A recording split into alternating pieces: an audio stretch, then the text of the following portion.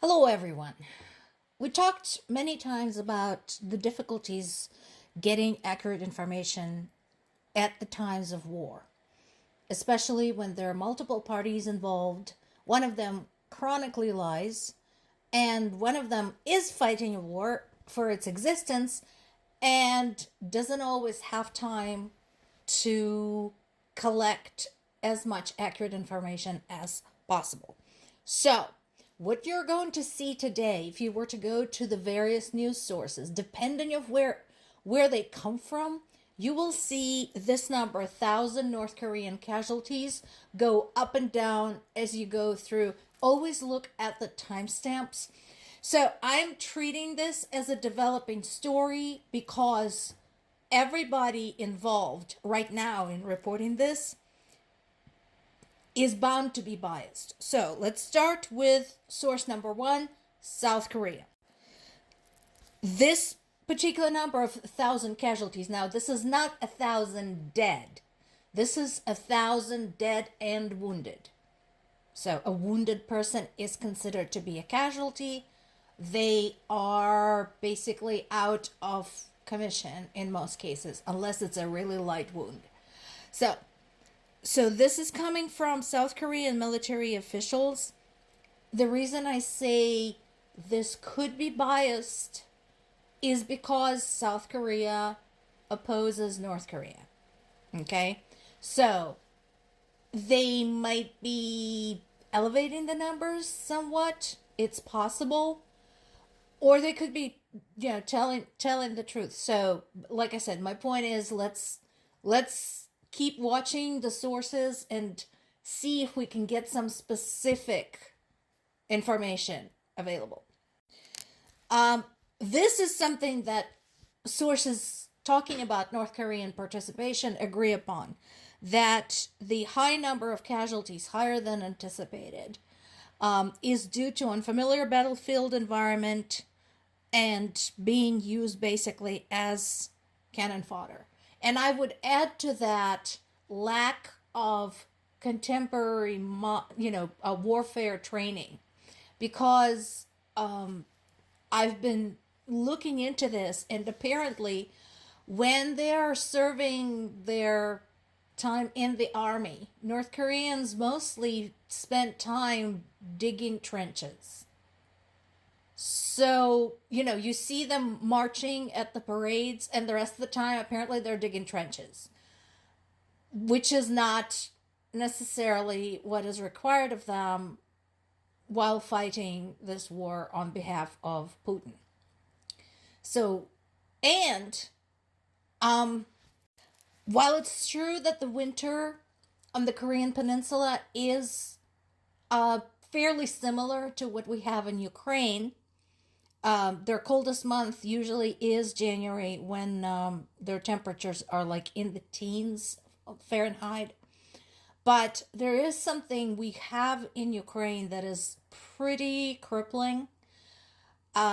Ukraine sits at the southern end of one of the oldest tectonic plates in the world. It's a big, flat plain. So the winds travel from the polar regions, from the northern seas, basically without an obstacle, very, very quickly. And for that reason, in Ukraine, in the winter, particularly in December, January, it's very dry and extremely windy. The month of January in Ukrainian language is called the cutter, because that wind feels like it's slicing you in half all the way to the heart. So this is what those North Koreans are dealing with right now. They might be used to the cold temperatures, but I don't think they're used to that wind, because that stuff is just murder. You can't breathe in it. Now, see the big difference? This is Kyiv Independent. So this is a Ukrainian source. And this is why I want to emphasize, let's just wait to get as much information as possible from more sources that are less biased. Because again, Ukrainian sources try to be accurate because they understand that being taken seriously depends on their credibility. But that said, this is a very high number. This is 3 times what other sources are reporting. So I'm hoping they will present some concrete evidence to show where this number is coming from. Meanwhile, we have all of this long list. This is all important. All of these little bits and pieces. So like I said, let's treat North Korean losses as a developing story. Satellite imagery suggests North Korea is planning to supply more weapons to Russia. Again, even though a lot of the North Korean weapons are untested and frankly crap, they're still weapons. They can still cause damage. So, more to watch. And this third point, mysterious fire engulfs Russian Shahed warhouse. What do you think happened there? So we talked about this before. Shahed drones are supplied to Russia by Iran.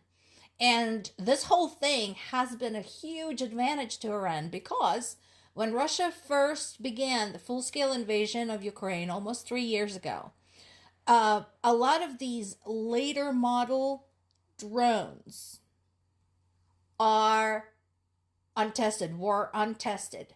So Iran supplied those to Russia, and suddenly they had all of the test information they could possibly want. Unlike North Korean weapons, Shahed drones are pretty good quality and have caused a lot of damage to Ukrainian infrastructure, residential buildings, schools, hospitals, and killed some civilians. So, a Shahed drone storehouse catching on fire is definitely very good news.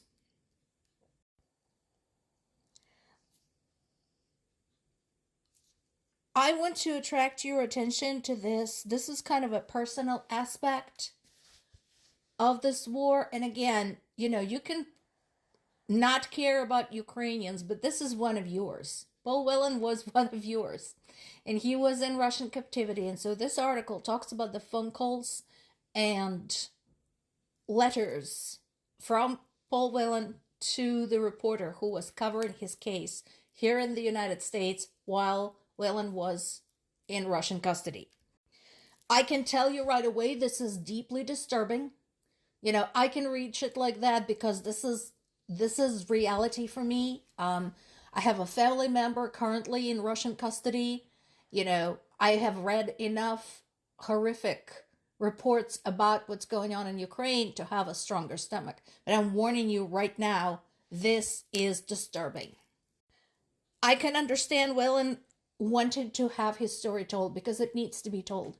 It needs to be understood what people go through when they're in Russian custody.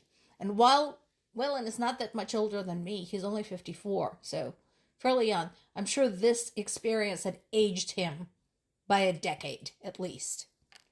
Among other things, he talked about being sick, having a cough, having bursitis, having no medical care, working in a sweatshop, basically. And he was right when he said that, like other foreign nationals who were arrested in Russia on trumped-up charges, this wasn't against him personally. This was Russia using him as a pawn in its games because, once again, no concern for human life. And he also talks about the conditions he lived in, how sometimes he went a month without being able to call home, confirm that he was alive, and just the horror of what he has been through.